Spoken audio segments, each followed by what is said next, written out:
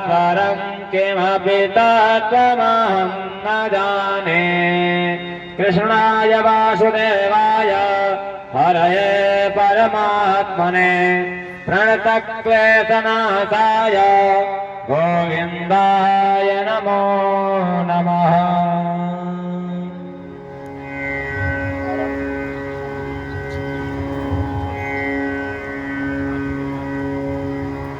प्रार्थना पूर्वक नंदानंद कोटि हजारान समर्पयामि। श्री पुराण पुरुषोत्तमाय नमः।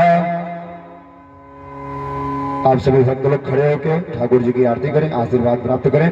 ओम माइदगुं अभिहि प्रजननं मे अस्तु दशभिरगुं सर्वगणगुं स्वस्ति आत्मशनि प्रजाशनि पशुशनि लोकशन्यभयशनि अग्निः प्रजां बहुलं मे करोतुन्नं वयोरेतु अस्मासु दत्त।